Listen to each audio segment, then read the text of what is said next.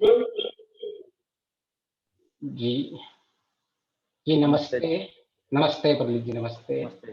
मैं अपनी screen share कर देता हूँ। स्वागतम।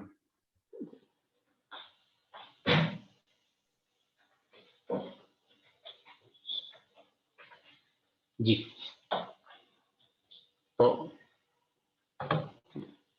तो हमारा ये कई दिनों से सीरीज चल रहा है, जिसमें मुख्य हमारा टॉपिक है finding our self, discovering our self, knowing our self, creating our self. मतलब सारा कंसंट्रेशन और जो भी हम पूरा फोकस कर रहे हैं, हम अपने आप पे कर रहे हैं। और हमें बहुत सारे सेशंस अभी तक जितने भी हुए हैं, हम उसका थोड़ा रिकैप भी कर लेंगे तुरंत। तो प्राइमरी हमारा वही एक ही उद्देश्य है कि जब तक हम अपने आप में सुधार नहीं लेके आएंगे, हम अपने आप को नहीं जानेंगे, हम अपने आप में परिवर्तन नहीं ले आएंगे, तब तक ना हम समाज के लिए कुछ कर पाएंगे, ना अपने लिए कुछ कर पाएंगे। और आखिर हम कौन है, जब तक उसके अगर हम आध्यात्मिक वर्ल्ड हो, मॉडर्न वर्ल्ड हो, किसी भी वर्ल्ड में हम जी रहे हों, eight the end of the day जब तक हम अपने ऊपर हम कैसे हैं, हमारे रोड मैप्स क्या हैं, हमारे गोल्स क्या हैं, हमारी प्लानिंग्स क्या हैं, हम क्या हैं, जब तक हम उसके ऊपर नहीं कॉन्सेंट्रेट करेंगे, हम न समाज में कुछ कर पाएंगे, न अपनी उन्नति कर पाएंगे। तो आध्यात्मिक दृष्टिकोण से देखा जाए तो बहुत ही एक सिंपल शब्द ज्ञान है कि हम आत्मा है। लेकिन डे टू डे प्रैक्टिकल अगर हम जीने की बात करें, तो हम कितना उसको जी पाते हैं, वो रियली एक फैक्ट है। और उस फैक्ट को हमको ध्यान में रख के जीना है कि ठीक है, हम अगर वो हैं तो आखिर, लेकिन आज मैं उस ज्ञान के प्लेटफॉर्म पे नहीं हूँ। लेकिन हम सोल प्लेटफॉर्म पे जीते नहीं है, हम बॉडीली प्लेटफॉर्म पे जीते हैं, और वो एक सत्य है, और उसमें कोई बुराई भी नहीं है। हम हमेशा इंक्रीमेंटल प्रोग्रेस से चलते हैं। तो इंक्रीमेंटल प्रोग्रेस हमेशा ऐसा ही रहता है कि हम किसी एक स्थिति में ज्ञान की स्टेज में होते हैं, और स्लोली स्लोली उस ज्ञान के स्टेज को आगे लेके जाते हैं और हमारे नॉलेज को बढ़ाते रहते हैं। तो एटलीस्ट हम जिस भी स्टेज में हैं, हम बिजनेस में हैं, हम जॉब्स में हैं, हम एक घर में हाउस वाइफ है, कोई कोई होम मेकर है, तो जो भी जिस भी स्टेज में है, all are actually they all are welcome stage and they are good stage. मतलब कोई भी कम नहीं, कोई जानी, सब लोग अपनी अपनी जर्नी कर रहे हैं। और उस जर्नी में सिर्फ हमारा एक ही उद्देश्य है, अविद्या का नाश। हम अपने किस तरह से हम अपने इल्यूजन या इग्नोरेंस है, जो हमारा अज्ञान है, हम उसका नाश करें और आगे बढ़ पाए। और जितना जितना हम अविद्या का नाश करेंगे, उतना उतना हम आनंद की ओर जाएंगे। तो हमने सबसे पहले ये डिस्कशंस में सबसे स्टार्ट की बात कर रहा हूँ, हमारा डिस्कशन ये था कि हमारा अल्टीमेट गोल था हैप्पीनेस। और हैप्पीनेस भी अल्टीमेट हैप्पीनेस में आ रहा था कि maximum quantity and maximum quality of the happiness. हमको सिर्फ क्वांटिटी भी नहीं चाहिए, हमको क्वालिटी ऑफ हैप्पीनेस चाहिए। और इसको ये आध्यात्मिकता में मोक्ष कहा गया है। तो हमारा इंक्रीमेंटल है, हम अपने डे टू डे लाइफ से जैसे जैसे जीवन में आगे बढ़ते जाते हैं, हमारी सुख की कामनाएं होती है, और हमारा उद्देश्य है दुखों से दूर हटना और सुखों की ओर जाना। तो ये सबका कॉमन गोल है। और हमने ये भी देखा कि हम जो दुखी होते हैं, उसका मुख्य कारण है अविद्या, जिसको इल्यूजन या इग्नोरेंस भी कहा गया है नॉर्मली मॉडर्न वर्ल्ड में। तो अगर हम देखा जाए कि हम जितने जितने दुखी हैं, उतनी उतनी हमारे में अविद्या है। तो अगर हम देखे जाए कि हम अपने अविद्या को मेजर कैसे कर सकते हैं, तो अविद्या को मतलब ऐसा क्वांटिटी में देखा जाए कि मेरी अविद्या 10% है, 20%, तो एक नॉर्मली तीन चीजों में बांटा गया है कि आपकी अविद्या एक लेवल पे होती है जिसमें आप सात्विक लेवल पे होते हैं, जिसमें अविद्या आपकी कम लेवल पे होती है। जैसे आग का धुआं, हमारी विजिबिलिटी कम हो जाती है, इस तरह से हमें बहुत सारी चीजें अच्छी अच्छी दिखाई देती हैं, लेकिन अभी भी हमारे में एक परत, जिसको बोलते हैं छन्नी की तरह, अभी भी हमारे में अविद्या रहती है, जिसमें हमें पूरी तरह चीजें नहीं दिखाती हैं, दिख पाती है।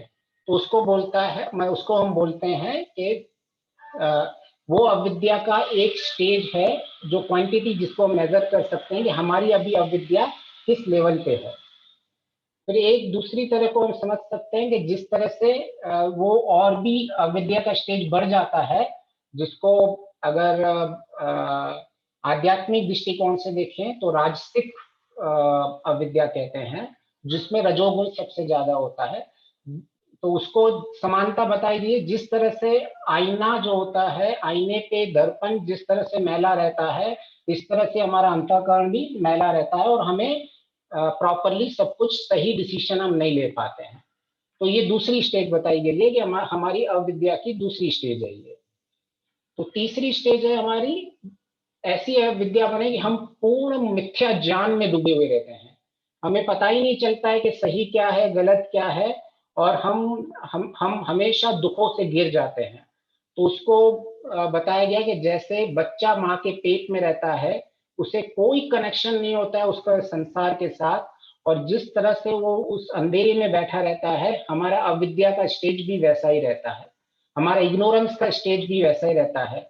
तो मतलब ये हम समझ सकते हैं कि हमारे दुख जितने हैं, हम इन तीनों इमेजेस को कंपेयर करके एटलीस्ट पता लगा सकते हैं कि हमारी अविद्या कितनी है।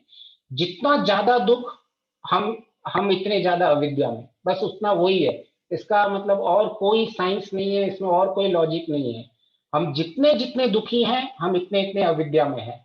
भले आपने जो भी पीछे आपका बैकग्राउंड हो, आप एम टेक हो, बी टेक हो, आईआईटी हो, आईआईएम हो, बड़े विद्वान हो, कुछ भी हो, अपने शब्द ज्ञान में हम किसी भी लेवल में जा चुके हैं, लेकिन अगर हमारा दुख का स्तर बहुत ज्यादा है तो हम किसी इन तीन स्थिति में अपने आप को मैप कर सकते हैं कि आखिर मेरी स्थिति ये है। फिर एक आता है कि अविद्या का स्वरूप। तो आपने स्टेफन हॉकिंग हॉकिंग का नाम सुना होगा, ये बहुत बड़े 20वीं सदी के साइंटिस्ट थे, और इन्होंने एक स्टेटमेंट बोले था कि the greatest enemy of the knowledge is not ignorance, it is the illusion of the knowledge. तो ये बहुत बहुत आप देखोगे तो ये बहुत गहरी बात है। ये जब आप गूगल में या कोरा में इनके क्वेश्चंस पूछेगा तो लोगों को अभी तक इस हॉकिंग स्टेफन हॉकिंग का स्टेटमेंट ज्यादा समझ में नहीं आया है कि आखिर ज्ञान क्या है। क्या इग्नोरेंस, जो मुझे ज्ञान नहीं है वो मेरा, जो ज्ञान का उल्टा है अज्ञान, वो अज्ञान है, या जो इल्यूजन ऑफ नॉलेज है वो है। तो जिसने भी शास्त्रों को अध्ययन किया होगा वो स्टेटमेंट को इजीली इसको समझ सकता है कि आखिर ये अविद्या को क्यों इल्यूजन बोल रहा है।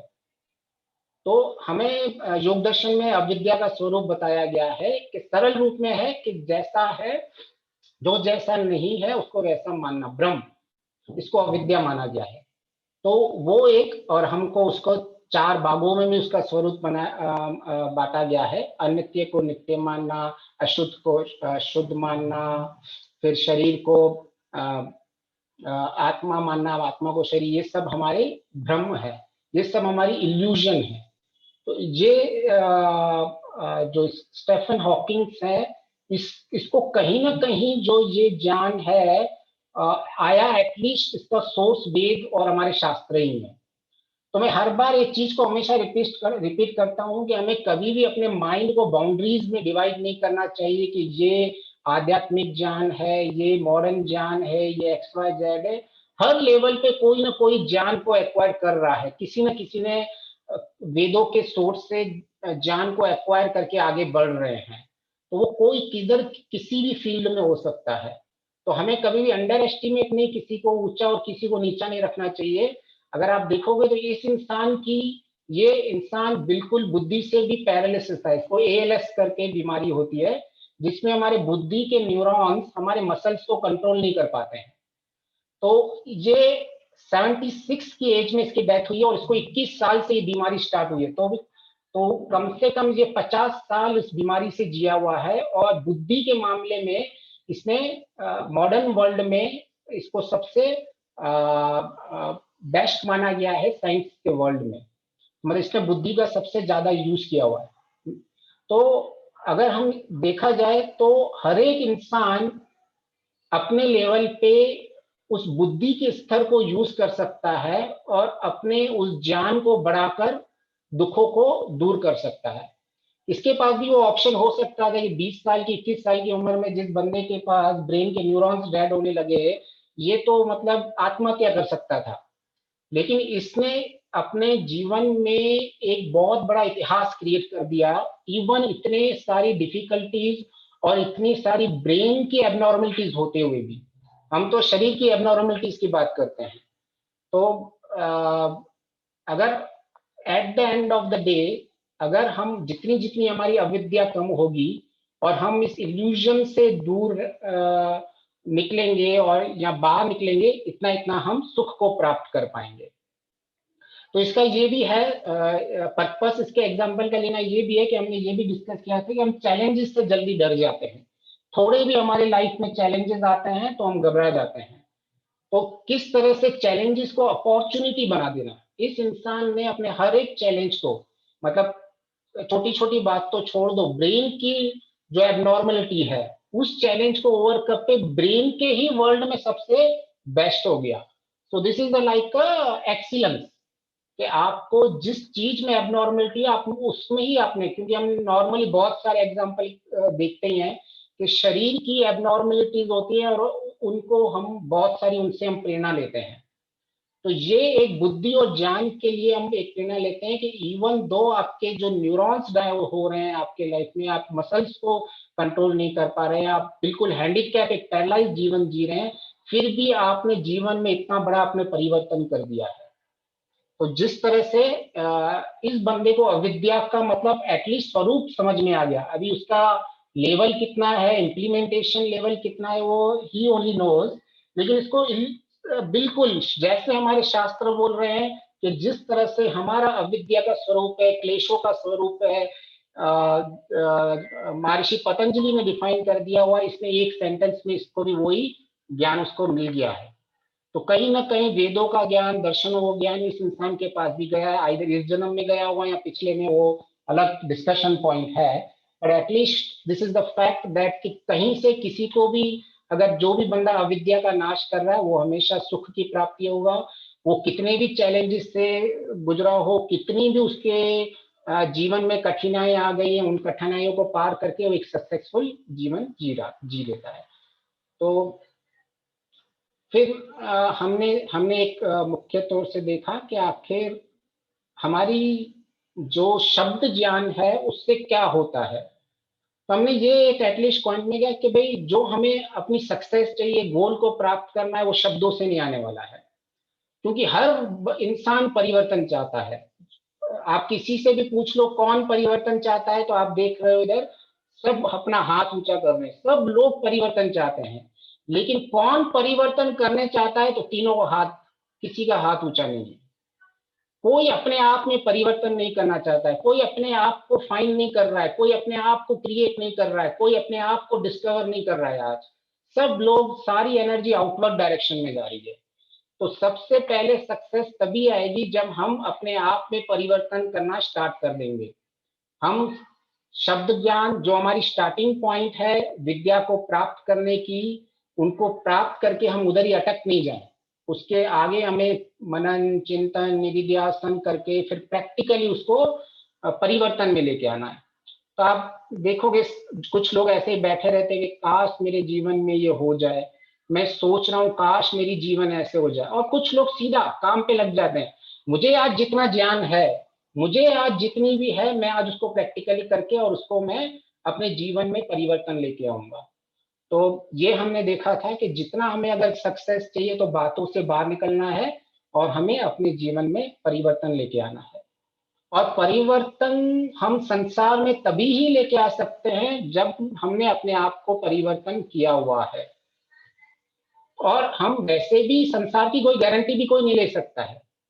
अगर मुझे संसार में परिवर्तन लाना है तो सबसे बेस्ट में बेस्ट पॉसिबिलिटी क्या है। सपोज एक रूम में 4 लोग हैं और हम उसको फिलहाल मान ले कि भाई ये संसार है और उस रूम में एक मैं भी हूं। तो अगर मैं इसको बोलूं कि मैं इन सारे लोगों में से इतना परसेंटेज ऑफ परिवर्तन लेके आ सकता हूं, तो मैक्सिमम में मैं, मतलब बेस्ट केस जो मेरा परिवर्तन का होगा ऑलवेज 25% होगा। और उसके जो अगर मैं बेस्ट टू बेस्ट लेके जाऊं तो हो सकता है मेरे परिवर्तन को देख के कोई कोई अपने आप में भी परिवर्तन लेके आके आ जाएगा और वो फिर एक कॉन्टिजियस रिएक्शन चलेगा। लेकिन गारंटी जिसको बोल सकते हैं वो मैं सिर्फ 25% की ले सकता हूँ, क्योंकि सब अपने आप में स्वतंत्र हैं। अगर ईश्वर ने उनको नहीं परिवर्तन नहीं ले पा रहा है एज अ फिजिकली चेंज करके, तो हम भी किसी में फिजिकली परिवर्तन नहीं लेके आते जब तक हमारा परिवर्तन देख के कोई हमसे मोटिवेट होके कोई इंस्पायर होके अपने आप में परिवर्तन नहीं लेके आता है।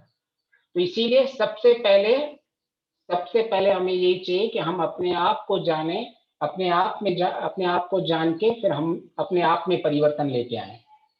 तो मतलब ये सब रिकैप ही चल रहा है और मैंने इमेजेस इसीलिए सेलेक्ट किए हैं क्योंकि मोस्टली बहुत सारा टाइम हमारे रिकैप में चला जाता है। तो एटलीस्ट मैं कर रहा था कैसे हम अपने जीवन को शॉर्ट टू शॉर्ट में समझ के और जीवन में आगे बढ़ सकें। फिर हमने ये डिस्कशन किया कि हम सबका एक लक्ष्य है और उस लक्ष्य को हम प्राप्त करना चाहते हैं और हमेशा हमारी एक्सपेक्टेशंस बहुत हाई होती है और हम अब एक इजी लाइफ जीने की कोशिश करते हैं। कि हम ऐसे सोचते हैं कि राइट साइड में आप देखोगे कि मैं सवेरे उठूंगा, मेरे लिए रेड कारपेट बिछा हुआ होगा और मैं इजीली अपने लक्ष्य की ओर बढ़ता रहूंगा, लोग मेरे की वाह वाह करेंगे। लेकिन सच्चाई जीवन की लेफ्ट साइड में आपको दिखेगी कि हमें अपने गोल को रीच करना है तो हमें सारे संसार को परेशानियां चैलेंजेस को पार करेंगे, तभी हम अपने मुख्य लक्ष्य आनंद और सुख की ओर पहुंच सकते हैं। तो ये हमारा मेन है कि हमें इस सच्चाई को एक्सेप्ट करना ही पड़ेगा कि there is no red carpet for us. और अगर जो लोग रेड कारपेट से सीधा ऊपर उठते भी हैं उनकी प्रोबेबिलिटी बहुत ज्यादा है कि वो अंत में दुख को ज्यादा प्राप्त करते हैं। कि जिनका लकी ड्रॉ में अगर कोई बोल दे कि यहाँ मेरी लॉटरी खुल गई है और मैं गोल्ड स्पून में पैदा हुआ हूँ और मैं रेड कार्पेट में जी रहा हूँ, तो उनको स्टडी ये कहती है कि उनकी जो सेंसिटिविटी होती है बहुत हाई होती है और उस सेंसिटिविटी के कारण वो दुख में ज्यादा गिरे रहते हैं। इवन आपके लिए अगर ये रेड कार्पेट मिल भी रहा है तो आपको अगर चल भी रहे हो तो उसमें आपके दुख कम नहीं होने वाले हैं। It might be a momentary pleasure और मोमेंट्री प्लेजर कभी भी आपको लॉन्ग टर्म हैप्पीनेस नहीं दे सकता। तो हमने यही देखा कि जब तक हम चैलेंजेस फेस नहीं करेंगे लाइफ में तब तक हम अपने मुख्य लक्ष्य को प्राप्त नहीं कर सकते हैं। वो चैलेंजेस हमारा खुद का अहंकार हो सकता है, कुछ लोग हमसे नफरत करते होंगे, हमारे डाउट्स हो सकते हैं, हमारे संशय हो सकते हैं, हमारे गिल्ट हो सकते हैं, हमारे फैमिली और फ्रेंड्स के कॉन्स्टेंट्स हो सकते हैं, हमारा डर हो सकता है। जब तक इन सब चीजों को हम पार नहीं करेंगे तब तक हम अपने लक्ष्य को प्राप्त नहीं कर पाएंगे। तो at the end of the हमको ये एक्सेप्ट करना है कि हमको इन सब को पार करके ही अपने लक्ष्य को जाना है। तो एक बार हमने एक्सेप्ट कर लिया ना उस चीज को कि मेरे लक्ष्य में ये सब चीजें आएंगी और मैं उनको पार करूंगा, तो हमारा लक्ष्य इजी हो जाता है। प्रॉब्लम क्या होता है, हमारी एक्सपेक्टेशंस बहुत ज्यादा होती हैं कि मेरी लाइफ एक स्मूथ लाइफ हो और वो स्मूथनेस में हम इतने सेंसिटिव हो जाते हैं, हम दुखों की साइकिल में फंस जाते हैं। तो एक चीज यही हमने पढ़ी थी कि जितना टॉलरेंस और जितना एक्सेप्टेंस हमारे लाइफ में होगा कि what is the reality of the life, हम इतने इजीली अपने लक्ष्य को जो हमें सुख प्राप्त करता है इंक्रीमेंटली हम इनको कम करते जाएंगे, दुखों को और सुखों को प्राप्त करते जाएंगे और slowly ultimate goal of the ultimate happiness को हम रीच कर पाएंगे। तो ये एक और चीज हमने पहले से डिस्कस की हुई है, तो ये जस्ट मैं रिपीट करता जा रहा हूँ उन चीजों को। और नेक्स्ट हमने ये देखा था कि हम नेगेटिव चीजों को बहुत मल्टीप्लाई करते हैं हमारे लाइफ में। हमारे में ग्रेटिट्यूड की बहुत कमी होती है, हम अपनी ब्लेसिंग्स को बहुत कम काउंट करते हैं लाइफ में। तो आप देखोगे कि हमारे जीवन में बहुत सारी अच्छी, सवेरे से शाम तक, रात तक बहुत अच्छी अच्छी चीजें होती हैं, लेकिन एक चीज अगर किसी ने कुछ बोल दिया तो हमारा सारा कॉन्सेंट्रेशन उधर ही चला जाता है, हम उसी के चीजों पर केंद्र कर देते हैं। और उसके ऊपर केंद्र नहीं सिर्फ, हम उसको फिर मैग्नीफाई करने लग जाते हैं। अरे मेरे साथ इतना सब कुछ हो गया, अरे मेरी जिंदगी में तो कोई मुझे पूछता ही नहीं है, अरे मेरी तो हालत ऐसी हो गई है। हम उसको और मल्टीप्लाई करते रहते हैं और दुखी हो जाते हैं। एक्चुअल हमारा ऐसा होता है कि वो हार्डली 10% एक ऐसा सिर्फ होता है, स्टेज होता है जिसके अंदर कोई भी हमें दुखी करने का प्रयत्न सिर्फ कर सकता है। हमें वो दुखी कोई भी कर नहीं सकता है, लेकिन हाँ सिचुएशन हमें प्रयत्न ऐसी होती है कि जिसमें हमें वो दुखी कर सकती है। तो और वो हम उसको सक्सेस दे देते हैं, हम उसी चीज के ऊपर कॉन्सेंट्रेट करते रहते हैं। हम सारी अपनी ब्लेसिंग्स को भूल जाते हैं, हम सारी अपनी खुशियों उसको भूल जाते हैं, और हम सारा कॉन्सेंट्रेट उसी चीज के ऊपर करते हैं।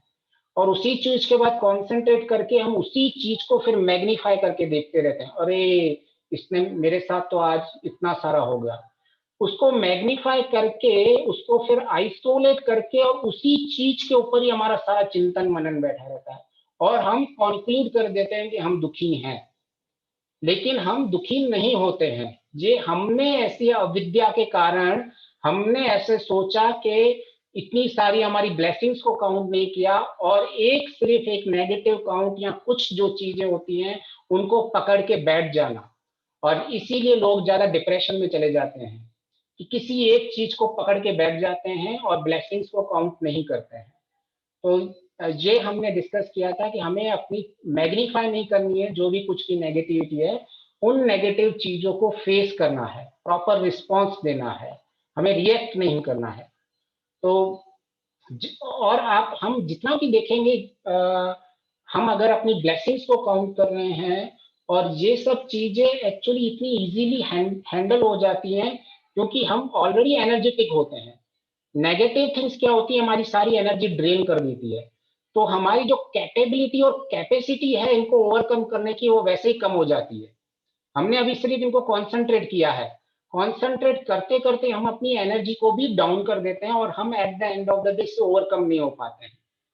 तो इसीलिए हमने ये भी डिस्कस किया था कि हमें एक पॉजिटिव अप्रोच रखना चाहिए लाइफ में, नेगेटिव अप्रोच नहीं रखना चाहिए। आप देखोगे, आपने एक चीज नोट की होगी, आपके ऑफिस में एक सारा दिन सही जा रहा है, लेकिन एक किसी ने कोई एक कमेंट मार दिया या आपको एक कोई रिव्यू मिल गया, आपके घर पे अगर आप पूछोगे कैसा दिन गया, तो आप क्या बोलोगे? अरे मेरा दिन तो आज खराब हो गया। एक चीज किसी ने कुछ हो गई, हमने अच्छी तरह से अपना काम किया होगा सारा दिन, शाम तक, शाम को सिर्फ हमारे शायद किसी मैनेजर या बॉस ने कुछ बोल दिया होगा कि भाई तुम्हारा काम, तुमको थोड़ा और एनर्जी डालनी पड़ेगी, तुमको थोड़ा और डेटा डालना पड़ेगा, तुम्हारे में ये इम्प्रूवमेंट की जरूरत है।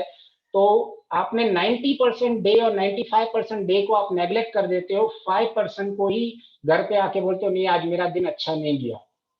तो ये हमारी एक, इसको साइकोलॉजी में नेगेटिव बायसिंग बोलते हैं, तो we are biased with the negative stuff. तो ये एक नॉर्मल हमारी टेंडेंसी होती है कि हम नेगेटिविटी को ऊपर ज्यादा अटेंशन देते हैं।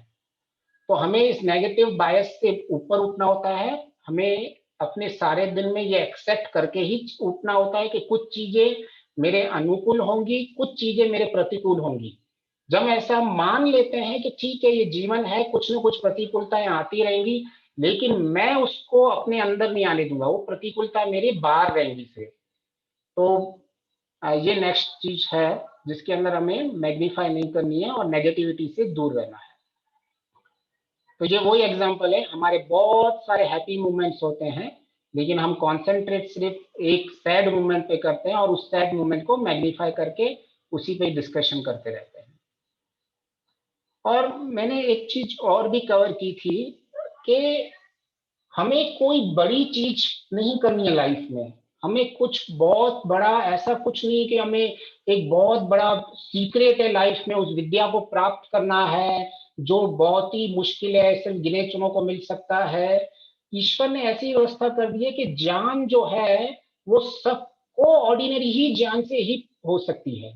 सबको एक ऑर्डिनरी ज्ञान चाहिए, कोई विशेष ज्ञान नहीं चाहिए इस जीवन में परिवर्तन करने के लिए। विशेषता सिर्फ हमको उसको क्रियात्मक करने के लिए चाहिए। हमारा ज्ञान हमें नॉर्मली चाहिए, हमें कोई विशेष ज्ञान नहीं चाहिए परिवर्तन के लिए। विशेष हमको पुरुषार्थ विशेष होना चाहिए हमारा।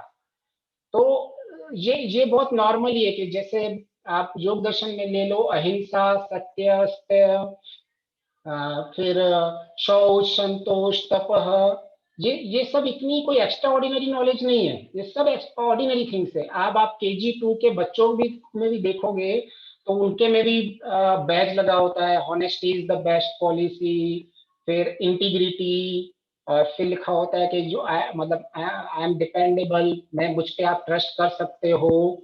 तो ये सब चीज ऑर्डिनरी ज्ञान है। तो शब्दों के मामले में कोई भी ज्ञान कोई विशेष नहीं है, सब हमारे शास्त्र सिर्फ एक ही चीज बोलते हैं कि जो हम ज्ञान दे रहे हैं आप उसको एक्स्ट्रा ऑर्डिनरी वेल करो, उसको आप पुरुषार्थ में लेके आओ। आज अगर आपको अहिंसा का पालन करना है, आपको शब्दों से अहिंसा का पालन करना है, आपको मन से अहिंसा का पालन करना है, आपको शरीर से करना है, तो ये एक नॉर्मली ज्ञान है जो अहिंसा परमो धर्म ऑलमोस्ट सबको पता है। लेकिन कौन उसको एग्जीक्यूट कर रहा है, एक्स्ट्रा ऑर्डिनरी वेल कर रहा है, वो इंपॉर्टेंट है। तो अगर हमें अपने सुख के लक्ष्य को, अपने आनंद के लक्ष्य को, हमारे मोक्ष के लक्ष्य को करना है, तो इन सब साधारण चीजों को असाधारण वे में करना होगा। मतलब असाधारण वे नहीं बोल सकते, असाधारण पुरुषार्थ, मतलब एक्स्ट्रा ऑर्डिनरी पुरुषार्थ करके उसको हासिल हासिल करना होगा। तो ये हमेशा मैं बोलने की एक मैसेज देता हूँ कि हमें कभी भी ऐसे नहीं सोचना चाहिए कि इस संसार में ज्ञान सिर्फ कुछ ही लोगों के पास है। ज्ञान सबके पास, मोस्ट ऑफ लोगों के पास पहुंच रहा है, लेकिन उसका एग्जीक्यूशन पे जितना पुरुषार्थ होना चाहिए उतना पुरुषार्थ हम नहीं कर रहे हैं। तो हमें एक्स्ट्रा ऑर्डिनरी वेल करना है जो भी चीज हम जानते हैं। कोई प्रॉब्लम नहीं है कि अगर मैं सत्य बोलना है, मैं आज 100 बार झूठ बोल रहा हूँ, कम से कम मैं एक आज मेहनत करूं कि मैं 90 बार झूठ बोलूं, आज बोलूं 50 तक जाऊं, मैं 30 तक जाऊं, ऐसे ऐसे करके। है एक साधारण चीज के मुझे सत्य बोलना है, लेकिन उसमें हमको बहुत ही पुरुषार्थ एक्स्ट्रा ऑर्डिनरी करना है कि मैं सत्य कितना बोल रहा हूँ, उसको मैं कितना अपने जीवन में इंप्लीमेंट कर रहा हूँ, उसमें हमको एक्स्ट्रा ऑर्डिनरी पुरुषार्थ करना है कि मैं कितना मेरे जीवन में सत्य है। कहीं मैं इनको शब्दों में ही बैठा के अपने आप को सेटिस्फाई तो नहीं कर रहा हूँ। तो ये सब चीजें हमने डिस्कस की थी। हाँ, नेक्स्ट है कि हमने ये भी डिस्कस किया था कि मतलब यही मैंने अभी बताया कि अनप्लेजेंट ट्रुथ, जो सत्य है उस पर लोग चल नहीं पाते हैं, और झूठ है वो हमको कंफर्ट लेता है और हम अपने कंफर्ट रीजन में बैठे रहते हैं। और मेरी शब्दों में हम बहुत सारी चीजें बोलते हैं, लेकिन प्रैक्टिकल ये चीज होती है, जब हम डे टू डे लाइफ में चेंज को देखेंगे तो हमारा प्रैक्टिकल क्या होता है वो इम्पोर्टेंट है। तो इसीलिए हमें ये मान के चलना पड़ेगा कि जो भी चीज हम ज्ञान शब्दों में प्राप्त करते हैं उसको जितना हो सके इंक्रीमेंटल वे में हम उसको अपने जीवन में उतारें। फिर हमने एक चीज और भी देखी थी कि हमने ये देखा कि नॉर्मली लोग, हम तो अच्छे हैं, हमने तो विद्या प्राप्त की, ज्ञान प्राप्त किया कि अपने आप में परिवर्तन कैसे करें, लेकिन लोग अपने आप में परिवर्तन नहीं करते, वो हमें नुकसान पहुंचा रहे हैं, उसका कैसे टेक केयर किया जाए।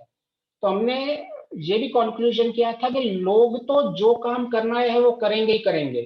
कांटों का अपना काम है, कांटों का बोना, कांटों का चुभना वो अपना उनका काम है, पत्थरों का अपना काम है चुभना। हमें क्या करना है, हमें एक अच्छा जूता बनाना है, वो हमारे हाथ में है। तो नॉर्मली हम इस चीज में हमारी कमी रह जाती है कि हम एक अपने आप में एक सिक्योरिटी शील्ड बना नहीं पाते हैं कि लोगों के प्रतिक्रियाओं से हम अपने जीवन में दुखी हो जाते हैं। तो आप देखोगे तो हमें एक ऐसी शील्ड बना के अपने साथ में हमेशा रखनी पड़ेगी कि लोगों को पत्थर मारने दो, लेकिन मैं अपना बचाव करके स्ट्रांग बन के आगे निकलता रहूंगा। मैं दूसरों के ऊपर बैठा नहीं रहूंगा कि जब तक वो बंदा मुझे सुखी करेगा तब तक मैं सुखी नहीं हो सकता। मैं अपनी खुद की एक शील्ड बना के सारा हर वक्त अपने पास रखूंगा और अपने जीवन में और मैं स्ट्रांग बनूंगा। तो इस तरह से हम हमेशा ये हमें शिकायत रहती है कि आखिर लोग नहीं समझते हैं तो मैं क्या करूं। तो लोगों का काम है, वो लोग काम करते रहेंगे, जिनका काम है नेगेटिविटी फैलाना वो नेगेटिविटी फैलाते रहेंगे। जो अविद्या से सबसे ज्यादा ग्रस्त हैं। मैंने 3 स्टेज क्वांटिटी लेवल पे बताई थी। जो जिस जिस लेवल स्टेज पे होगा वो इस तरफ से समाज का, आपका, वो अपना उस अविद्या युक्त काम करता रहेगा। लेकिन हमारा काम वही है कि हम विद्या युक्त होके किस तरह से अपने आप को इस संसार में बचा के चल सकते हैं, हमें वो देखना है। तो हमें अपनी शील्ड बना के रखनी है, एक प्रोटेक्शन लेयर बना के रखनी है। मैंने पहले भी ये कहा था कि युद्ध में सिर्फ तलवार लेके जाने से कोई फायदा नहीं होता है, हमें बचाव के लिए भाला भी चाहिए होता है। एक हाथ से तलवार और दूसरे हाथ से आप बचते भी रहो। एक तरफ से आपको अपना एग्जीक्यूशन करना है, दूसरी तरफ से दूसरे के एग्जीक्यूशन से बचते रहना है। और फिर हमने वो भी अभी अभी जो डिस्कस एक मोस्टली किया था कि हम हमेशा इस चीज में डिस्कस रहते हैं कि जो हमारे पास नहीं है, और उसी की वजह से हम दुखी रहते हैं। कि आज जैसे आप ये बीच में इमेज को देखेंगे तो इसके पास ऑलमोस्ट 80% केक है, लेकिन ये रो रहा है क्योंकि इसके पास 20% केक नहीं है। और ये ऊपर वाला बंदा खुश है, ये कम से कम मेरे पास 20% केक तो है खाने के लिए। तो ये जब तक हम पॉजिटिव अप्रोच लाइफ में नहीं लेके आएंगे, तब तक हम कभी भी सुख को प्राप्त नहीं कर सकते हैं। इसी को ही योग दर्शन में संतोष बोला गया है, सेटिस्फेक्शन बोला गया है, कंटेंटमेंट बोला गया है, कि आपने अपना पूर्ण पुरुषार्थ कर लिया। उस पूर्ण पुरुषार्थ के पास आपको जो मिले उसमें आपको संतोष रखना है।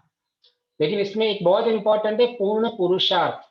ऐसा नहीं कि आपको जीवन में जो हो रहा है उसको एक्सेप्ट करते रहो। आपके पूर्ण पुरुषार्थ के बाद जितना मिले उसके बाद आपको संतोष करना है, अदरवाइज फिर आप अपने लक्ष्य को प्राप्त नहीं कर पाएंगे। और हम हमेशा ये देखते हैं कि भाई जो भी हमारे आसपास लोग होते हैं हमें इरिटेट करते हैं, तो इरिटेट करने की कोशिश करते हैं और हम अपना पेशेंस को लूज कर देते हैं।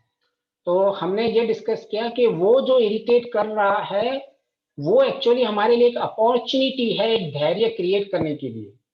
अगर वो मुझे इरिटेट नहीं करता तो मुझे कैसे पता चलता कि मेरे अंदर धैर्य कितना है, मेरा मन कितना जल्दी विचलित हो जाता है। वो इरिटेट कर रहा है, मैंने मेजर किया कि मैं इरिटेट हो रहा हूं, तब मुझे पता चला कि अरे अच्छा, मेरी ये वीकनेस है कि मेरे अंदर धैर्य नहीं है। तो इसीलिए जो लोग हमें परेशान करने की कोशिश करते हैं वो एक्चुअली हमारे लिए बहुत सहायक हैं हमारे जीवन में। वो हमारे लिए एक अपॉर्चुनिटी है कि हम अपने जो भी दोषों को, क्लेशों को समझ सकें कि हमारे अंदर कैसे क्लेश अभी तक बाकी हैं जिनको हमको एड्रेस करना है। तो इस तरह से हमको जब तक एक पॉजिटिव साइड नहीं बनाएंगे, और योग दर्शन का भी पूरा कॉन्सेंट्रेट उसी डायरेक्शन में है कि आप जितना आप क्लेशों को हटाओगे, क्लेशों को हटाना का मतलब ही यह है कि जीवन में अपने क्लेशों को आइडेंटिफाई करना। तो ये जितनी भी हमारे सामने चैलेंजेस मिल रही हैं, डिफिकल्टीज मिल रही हैं, जितने भी हमारे सामने प्रॉब्लम्स आते हैं, वो हमको हेल्प कर रहे हैं हमारे दोषों को आइडेंटिफाई करने के लिए।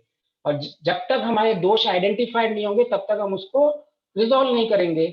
इसीलिए circumstances, challenges, difficulties, problems, they all are opportunity for us to identify our doshas। हमारे क्लेश उन सबसे आइडेंटिफाई होते हैं और तभी हम उसके ऊपर परिवर्तन करने की कोशिश करते हैं। तो ये हमने हाई लेवल देखा था, और ये उसी डायरेक्शन में है कि मैं हर बात पे, जब छोटी छोटी बात में हमें सक्सेस नहीं मिलता है तो हम नेगेटिव में चले जाते हैं। अरे मैं तो ये नहीं कर पा रहा हूँ, मैं एक इनकैपेबल इंसान हूँ, अरे मुझ में ये कमियां है। लेकिन हमें क्या सोचना है कि अच्छा मैं इसको नहीं कर पाया तो अभी मैं इससे क्या सीखा, क्योंकि फेलियर्स हमको बहुत कुछ सिखाती हैं। तो हमको एक पॉजिटिव अप्रोच रखना है तो ठीक है, कोई प्रॉब्लम नहीं, मैं अभी नहीं कर पाया, लेकिन इससे तो मुझे पॉजिटिव ये है कि मैंने कुछ ना कुछ सीखा। तो मैं तो at the end of the day gain ही कर रहा हूँ ना लाइफ में। मैं सक्सेस करूं या फेल करूं, आइदर मैं फेल हुआ या सक्सेस हुआ, दोनों में मैं कुछ ना कुछ सीख रहा हूँ। तो अगर मुझे तो कुछ ना कुछ मिल ही रहा है, मुझे तो विद्या तो मेरी बढ़ी रही है ना, तो अल्टीमेटली मेरे अविद्या का नाश हो रहा है, मतलब मेरा ग्रोथ हो रहा है, ग्रोथ हो रहा है मतलब इंक्रीमेंटल प्रोग्रेस हो रही है, इंक्रीमेंटल प्रोग्रेस हो रही है मतलब मैं सुख की ओर जा रहा हूँ। तो ये फेलियर मतलब everything is the state of mind. शास्त्रों में सुख को, दुख को, सबको अंतःकरण का स्टेट बताया गया है। ये कोई ऑब्जेक्ट नहीं है। जैसे कि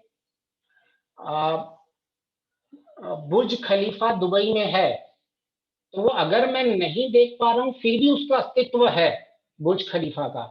लेकिन मैं जब तक मेरे अंतःकरण में सुख या दुख की फीलिंग नहीं आएगी, तब तक वो सुख और दुख एग्जिस्ट नहीं करता है। सुख और दुख एग्जिस्ट तभी करता है जब मैं उसको मानता हूं। बाहर की सिचुएशन रिस्पॉन्सिबल नहीं होती है कि वो मेरे पास सुख या दुख है। जो भी लोगों ने कुछ भी किया, मैंने अपने दिमाग में मान लिया कि वो दुख है मेरे लिए, तो मुझे दुख लगेगा। मैंने मान लिया है मेरे लिए फेलियर है, तो मुझे फेलियर का दुख होगा। लेकिन मैंने मान लिया कि इस फेलियर से मैंने इतना कुछ सीखा, तो मुझे उस सीखने का सुख मिलेगा। तो हम कभी भी सुख और दुख को एक्सटर्नल मटेरियल्स के साथ कंपेयर नहीं कर सकते हैं। सुख और दुख is the internal state of the mind. और ये सब कुछ हमारी आधे दुख तो हम मतलब आधे से ज्यादा 80 to 90% दुख तक भी देखा जाए तो हमारी स्टेट ऑफ माइंड की वजह से ही होते हैं। और जब भी हम चैलेंजेस आते हैं तो हम ऐसे बोलते नहीं नहीं, काश मेरा जीवन एक रेड कारपेट जीवन हो। लेकिन हम वो नहीं मानते कि अगर हम उस जीवन को चलेंगे तो हम बहुत ही एक सेंसिटिव इंसान बन जाएंगे। थोड़े से दुख होने के हम चिल्लम चिल्ली करना लग जाएंगे। तो वो हमारे लिए एक्चुअली फायदेमंद नहीं है। चैलेंजेस होना उल्टा अच्छा है। आप एक चैलेंज को जब फेस करके बाहर निकलते हैं तो आपको दूसरा चैलेंज बहुत इजी लग जाता है। लेकिन वही अगर आपने पहला चैलेंज ही नहीं करता है तो दूसरा तीसरा चैलेंज आपको और टफ लगता है और आपकी लाइफ को और मिजरेबल बना देता है, क्योंकि आपने पिछली बार चैलेंजेस से बचने की कोशिश की थी।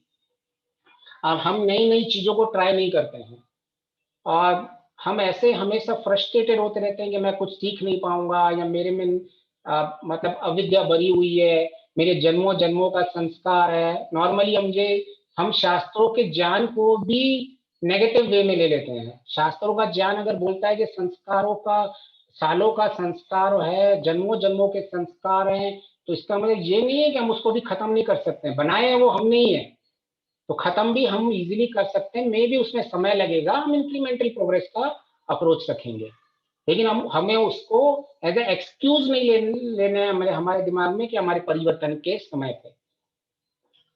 तो हाँ, तो मैं वही चीज हमने कवर की थी कि हम, कुछ लोग होते हैं क्रिटिक्स होते हैं, हमेशा दूसरों में खामियां देखते रहेंगे कि हमारा ज्ञान बहुत ऊंचा ज्ञान है, दूसरों का ज्ञान ऐसा है। कुछ लोग शब्दों में अपने ज्ञान को डिस्कस कर लेते रहे। और तीसरे लोग जो होते हैं डूअर होते हैं, सीधा काम पे लग जाओ, नो मोर डिस्कशन। आज मैंने ये सीखा है, जितना भी सीखा है, 1% सीखा है, 2% सीखा है, 3% सीखा है, सत्य बोलना है। अब इसमें मुझे ज्यादा कोई रिसर्च करने की जरूरत नहीं है। सत्य बोलना है, सत्य से मुझे सुख मिलेगा, जितना बोल सकूं। आप जितना, आपको ऐसा नहीं है कि एक ही दिन में आपको सारे सारे झूठों का त्याग करें, ऐसी एक्सपेक्टेशन है। एटलीस्ट आपको सत्य बोलना है, अहिंसा का पालन करना है, चोरी नहीं करनी है। ये सब छोटी छोटी चीजें हैं, हम डे टू डे लाइफ में रेगुलेट कर सकते हैं। तो इसीलिए हमें उसके पीछे बैठकर एक पीएचडी नहीं करनी है बैठकर, अरे ये इतना गहरा है। ये सब ऑर्डिनरी ज्ञान है। प्रॉब्लम हमारे डूइंग एटीट्यूड में है, हम कर नहीं रहे हैं। एक बंदा बैठा होगा, हाथ पैर सब कुछ है जीवन में, बुद्धि बुद्धि सब कुछ है, लेकिन काम नहीं करेगा। इस बंदे के पास हाथ नहीं है लेकिन वो बिल्कुल काम पे लग गया। ये राइट साइड देखोगे तो 5-6 बंदे अभी डिस्कशन ही करते रहे हैं, वो शब्दों में ही उलझे पड़े हैं। सारी जिंदगी ये लोग शब्दों में उलझे पड़े रहेंगे। और ये बंदा जितना जानता है, पैर टूटा हुआ है लेकिन उसने जिंदगी में परिवर्तन स्टार्ट कर लिया। तो हमें क्या बनना है, वो हमें बार बार अपने आप को सवेरे उठ के बोलना बोलना पड़ेगा कि मैं अपने जीवन में परिवर्तन, जितना भी ज्ञान है मैं अपने जीवन में उतना परिवर्तन करता रहूंगा। हमें एक डेडलॉक नहीं बना देना है कि सबसे पहले मैं ज्ञान को प्राप्त करूंगा, उसके बाद जाके मैं अपने जीवन में परिवर्तन लेके आऊंगा। तो हम जिंदगी भर बैठे ही रहेंगे। कोई चेंज, आज हमने 1% नहीं किया, 0.1% नहीं किया, तो जीवन में 10% भी कभी नहीं होने वाला है। तो हमारा माइंड सेट चेंज करना पड़ेगा। तो ठीक है, हम अभी, हाँ, फाइनली हमने यही एक कॉन्क्लूड लिखा है कि प्रॉब्लम्स बाहर नहीं होते हैं, प्रॉब्लम हमारी बुद्धि में रहते हैं। कि हम हमेशा चीजों को बाहर फिक्स करने की कोशिश करते हैं, लेकिन उनके सारे सॉल्यूशंस हमारे बुद्धि में रहते हैं, हमारे अंतःकरण में रहते हैं। तो हमें शांत चित्त से बैठकर हमारी बुद्धि के अंदर उसका रिस्पॉन्स निकालना चाहिए। इंस्टेड ऑफ कंप्लेनिंग मोड में रोते रहने का, मेरे साथ ऐसा हो गया, मेरे साथ वैसा हो गया, आप सिर्फ एक उसका प्रॉपर सॉल्यूशन सोच लो, उसका प्रॉपर एक्सेप्टेंस कर लो, और फिर आप उसको प्रॉपर रिस्पॉन्स दे दो, तो 90% प्रॉब्लम ऐसे ही सॉल्व हो जाते हैं। आइदर आप जो लोग आपको तंग कर रहे हैं आप उनको रिस्पॉन्स ही नहीं देंगे। अगर आपको कोई कोई तंग भी कर रहा है तो वो आपके ऊपर है, वो गिफ्ट ले या नहीं ले। अगर आपने वो गिफ्ट उसको रिटर्न कर दी तो वो खुद ही तंग होता रहेगा। तो ऐसे ही हमारा जो सारा चेंज है हमारे अंतःकरण में, बुद्धि में करना पड़ता है, instead of changing to the outside. तो आई थिंक हमारे पास अभी 10 मिनट हैं, हम as a question and answer sessions में जा सकते हैं।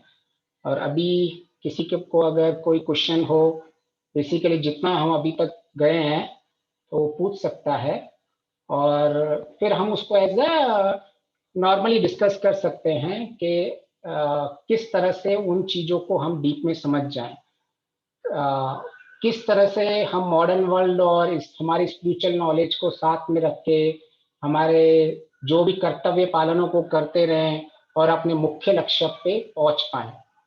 तो अगर अभी कोई किसी के पास कोई प्रश्न है तो वो पूछ सकते हैं, और हम फिर उसके बाद आगे बढ़ चल सकते हैं। वेद जी, सब लोग अपने आप को अनम्यूट कर सकते हैं, राइट वेद जी?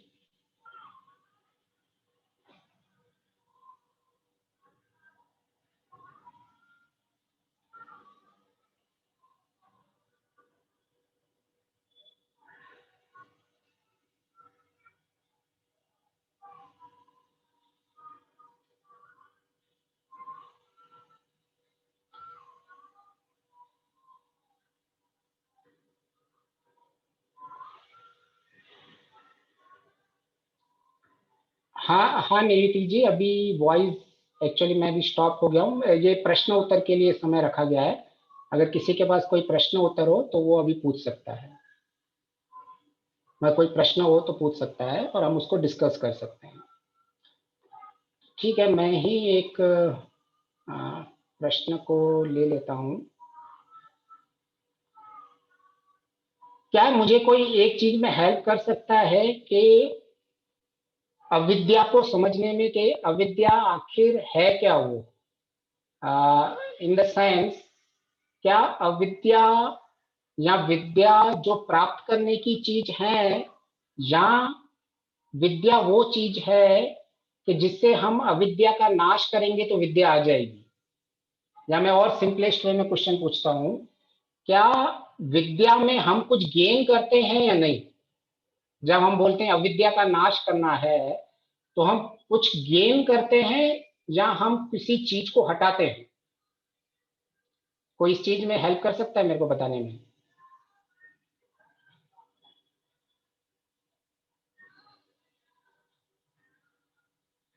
मेरा मेरा प्रश्न स्पष्ट है या उसको थोड़ा और क्लेरिफिकेशन चाहिए? कि अविद्या की जो हटाने की हमारी जर्नी है, हम वहां किसी चीज को हटा रहे हैं या किसी चीज को गेन कर रहे हैं? हटा रहे हैं। हाँ जी माता जी, और किसी का कोई उत्तर?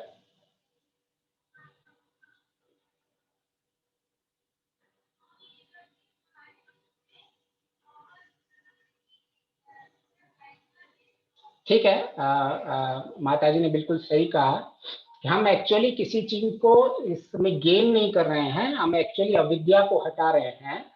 It is like as something as like that the true truth which is already there, but हम उस लेयर को हटा रहे हैं और ट्रुथ को एक्सपोज कर रहे हैं। तो ये जो सारे, अगर मतलब डीप में योग दर्शन इन सबको समझने की कोशिश करेंगे तो सारे जो, ये एक परत है जो एक अविद्या की, जो हमारे अंतःकरण में है, जिसकी वजह से हम अपने आप को, अपना मूल स्वरूप देख नहीं पाते हैं, और उस मूल स्वरूप न देखने के कारण ही हमारे से सारे ये दुखों का सामना करना पड़ता है। तो ये इस तरह से है जैसे कि अगर किसी ने गले पे हार पहना हुआ है और वो मैडम गले का हार सारे घर में ढूंढ रही है, तो जब उसको पता चलता है कि मेरे, अरे हार तो मेरे गले पे ही है, तो इसके बाद उसने कुछ नया फाइंड नहीं किया। वो जस्ट, उसको एक पता नहीं था कि मेरा, मैंने पहन के रखा है, ये अविद्या हो गई थी, और उसने जस्ट उसको अनकवर कर दिया। ऐसी कोई भी चीज है जो मतलब पहले से ही खड्डे में खजाना पड़ा हुआ है, और आपने जब मिट्टी हटाई तो आपको खजाना मिल गया। ऐसा नहीं कि आपने खजाने को क्रिएट किया है और खजाने को बढ़ाया हुआ है, आपने सिर्फ ऊपर से मिट्टी को हटाई और अपने खजाना तो पहले से वही था। तो अच्छा, विवेक जी, ये गौरव जी अपने आप को म्यूट नहीं कर पा रहे हैं। नहीं कर सकते हैं, सबको पार्टिसिपेंट्स को सबको अलाउ किया हुआ आज अनम्यूट करना अभी सेशन में। अच्छा, ठीक है, ठीक है, ठीक है गौरव जी, आप देख लीजिए एक बार, अभी एक एक बार बार ट्राई फिर कर ट्राई लीजिए। कीजिए गौरव जी। हाँ,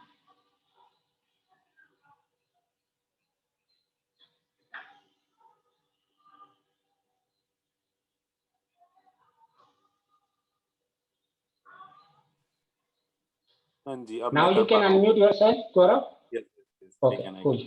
हाँ जी गौरव जी। तो या मैं श्योर। पूछ रहा था कि ज्ञान या चेतना को ही ज्ञान का रूप कहा जा सकता है? मतलब जैसे आपने कहा कि अविद्या को हटाना ही विद्या को प्राप्त करना है।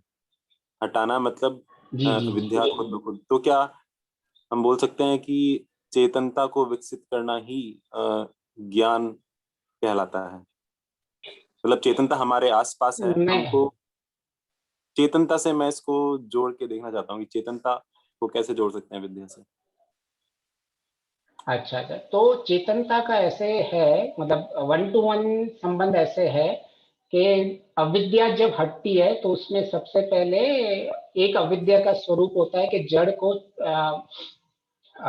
जो हम एक्चुअली जड़ है, शरीर हमारा, उसको चेतन समझना, तो ये हमारी एक अविद्या होती है।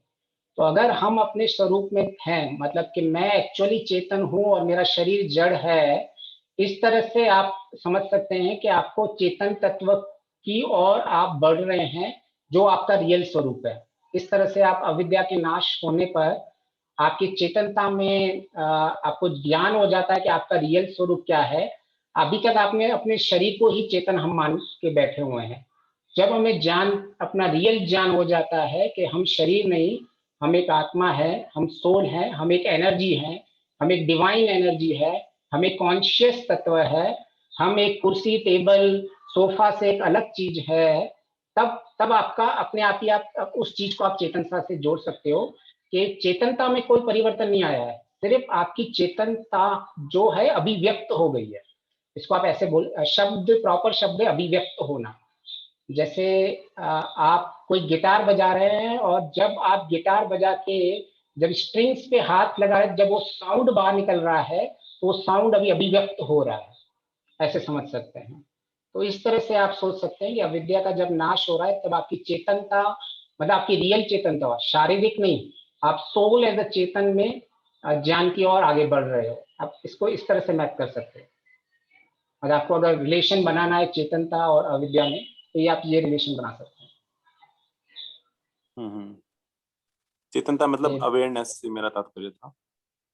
अवेयर हाँ, होना इज मतलब गेनिंग। राइट राइट, अवेयरनेस वही है कि आप जितना जितना हम, मतलब एक्चुअली ये बहुत आध्यात्मिकता की बहुत गहरी चीज है कि आत्मा मानना। हम जनरली तो बॉडीली प्लेटफॉर्म पे ही जीते हैं। ये शब्दों में बोलना बहुत आसान है कि अपने आप में आत्मा लेवल पे बिहेव करना चाहिए। हमारा मोस्ट ऑफ थिंग्स हमारे हमारे बॉडीली प्लेटफॉर्म पे ही जीते हैं। वो शब्द ज्ञान में हम बड़ी बड़ी बातें कर सकते हैं कि भाई आत्मा के लेवल पे जीना चाहिए, लेकिन सच्चाई वही है, eight the end of the day that is the truth. और उसमें ऐसा कुछ नहीं है कि आपको अपने नित्य कर्मों को छोड़ देना है, या हमारी जो डे टू डे आपकी बिजनेस लाइफ है, जॉब लाइफ है, उन सबको परे रख के हमको आत्मज्ञान की तरह लेके जाना है। हम कंटिन्यूसली अपनी लाइफ को कंटिन्यू कर सकते हैं। हमें सिर्फ जिस तरह से हम अपने जीवन में चेंज लेके जाना चाहते हैं सुख की ओर, वो सुख का एक हम पाथ बना रहे हैं, इंक्रीमेंटल पाथ। जिस जैसे कि इसको सिंप्लीफाइड में समझने चाहे कि अविद्या तो का मूल कारण हमारा जो भी, हमारी जो इच्छाएं हैं, कामनाएं हैं, उन कामनाओं के कारण ही हमें दुख और सुख का प्राप्त होता है। तो आपकी जो ये कामनाएं हैं, ये अविद्या युक्त कामनाओं की वजह से ये सब कुछ होता है। और ये कामनाएं क्यों पैदा होती हैं? क्योंकि हमारी मेमोरीज है, हमारा कंटिन्यूस एक्सपीरियंस कर रहे हैं इस वर्ल्ड को, और उस कंटिन्यूसली उस एक्सपीरियंस को हमारी मेमोरी में स्टोर होता जा रहा है, और उस एक्सपीरियंस को संस्कार बोलते हैं। इम्प्रेशंस, और उन संस्कार इम्प्रेशन से हमारे इंक्लिनेशंस होते हैं, और उन इंक्लिनेशन से हमारा नेचर बनता है, उन नेचर से हमारी कामनाएं, डिजायर्स बनती हैं। और अगर वो डिजायर्स हमारी विद्या युक्त नहीं होंगी तो हमें दुख प्राप्त होगा, और अगर हमारी वो डिजायर्स विद्या युक्त हैं तो हमें सुख प्राप्त हो जाएगा। तो नॉर्मली सिंपलेस्ट वे में, अगर हम अविद्या युक्त हैं तो अगर हमारी डिजायर पूरी हो गई तो हमें लोभ पैदा होगा। अगर हम अविद्या युक्त है, हमारे में क्लेश ज्यादा है, तो हमारी जो डिजायर्स पूरी हो रही हैं, हमें और बोलेंगे हमारी डिजायर्स और पूरी हो, हमारी डिजायर्स और पूरी हो, तो हम लोभ की ओर चले जाते हैं। और जैसे ही हमारी डिजायर्स, कामनाएं पूरी नहीं होती है तो हमें क्रोध आता है। तो इस तरह से आप समझ सकते हैं कि eight the end of the day जो अविद्या है वो किस तरह से हमारी अविद्या युक्त डिजायर्स बनती हैं, और किस तरह से अविद्या युक्त डिजायर्स का रिजल्ट होता है लोभ और क्रोध, और किस तरह से लोभ, मोह, क्रोध, ईर्ष्या, इल्यूजन, इन सब से हमें दुख रहता है। तो मोक्ष जो स्टेट है वो बहुत ही हाईएस्ट क्वांटिटी और क्वालिटी है। तो we really don't have to worry much about the moksha. वो स्वयं ही, आप अगर इंक्रीमेंटल प्रोग्रेस में आ जाओगे तो आप वो highest quantity and quality level पे आप अपने आप ही पहुंच जाओगे। इंपॉर्टेंट है हमें सिर्फ जिंदगी में एक सिंप्लीफाइड, बहुत ही सिंप्लीफाइड एक मेथड है, अविद्या का नाश, विद्या की वृद्धि। आप अभी कहाँ भी हो, किसी भी स्टेज में हो, किधर भी हो, आप आध्यात्मिक डोमिनेशन के वर्ल्ड में जी रहे हो, मॉडर्न डोमिनेशन के वर्ल्ड में जी रहे हो, आपका ऑफिस कल्चर है, आप किसी आश्रम में जी रहे हो, किसी वर्ण में हो, आप इन सब का अगर आप एक समरी निकालोगे तो सब में वही आएगा कि भाई इग्नोरेंस, और इंग्लिश में बेटर वर्ड एक्चुअली इग्नोरेंस नहीं, इल्यूजन। हम एक ब्रह्म में जीते हैं। तो नॉर्मली मतलब 1 to 1 हिंदी टू इंग्लिश या संस्कृत टू इंग्लिश मैथ नहीं होता है, पर नॉर्मली हम शब्द इग्नोरेंस यूज करते हैं। But the best way to describe it is the illusion, जो ब्रह्म, जो योग दर्शन में बहुत ही स्वरूप में माना गया है कि जो अविद्या का स्वरूप है, जो जैसा है वो वैसा नहीं दिखना, तो उसको ब्रह्म बोलते हैं और इल्यूजन बोलते हैं। तो अगर हमको ये छोटी छोटी चीजें समझ में आ गई और हमको इंक्रीमेंटल प्रोग्रेस समझ में आ गया, तो हमारे लिए सुख ऐसा नहीं है कि बहुत दूर है। सुख हमें, अभी मैं अपने स्टेट ऑफ माइंड के लिए किसी दुख में हूं तो मैं अभी उसको सुख में परिवर्तन कर सकता हूँ, क्योंकि मुझे पता है इसका रूट कॉज, इसकी रूट कॉज मुझे पता है डिजायर, मुझे पता है इस डिजायर कौन सी टाइप का डिजायर है, मेरी अविद्या युक्त डिजायर है। तो मैं डायरेक्टली रूट पे काम करूंगा, कि मैं डायरेक्टली उस क्लेश को हटाऊंगा। तो रूट में मैंने अपने संस्कारों में परिवर्तन लेके आ गया तो मेरी डिजायर में चेंज हो जाएगा, मेरे डिजायर में चेंज हो जाएगा तो मेरी एक्सपेक्टेशंस में चेंज होगा, और मेरे सुख और दुख में चेंज हो जाएगा।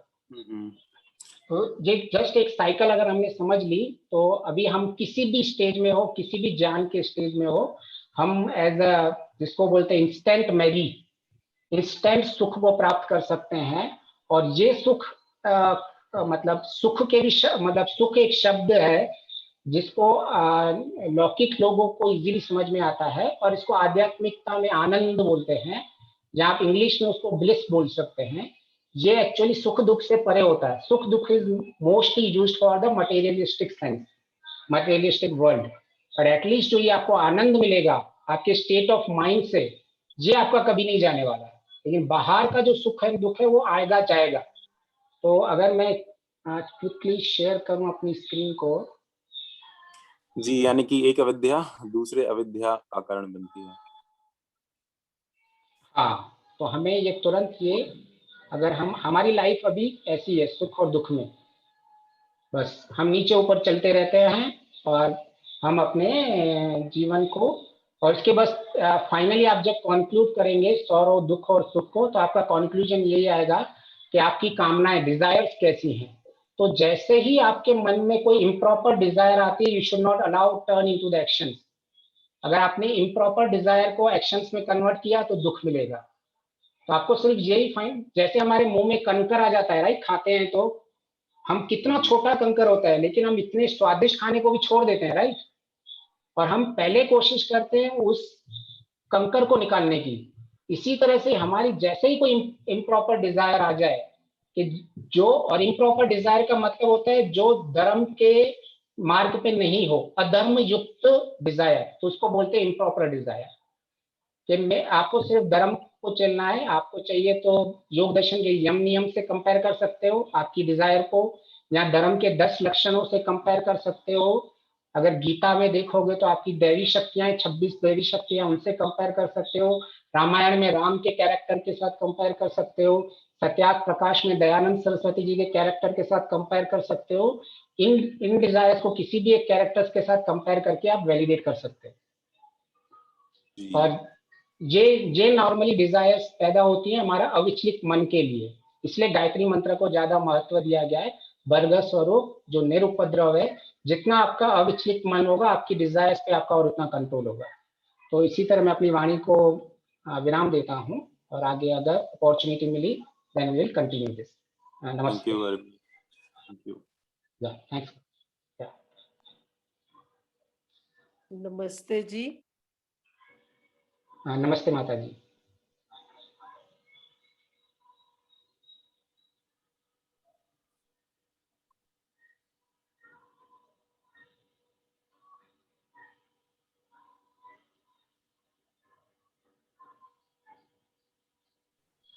माता जी आप म्यूट हो गए हैं, प्लीज अनम्यूट कर लीजिए।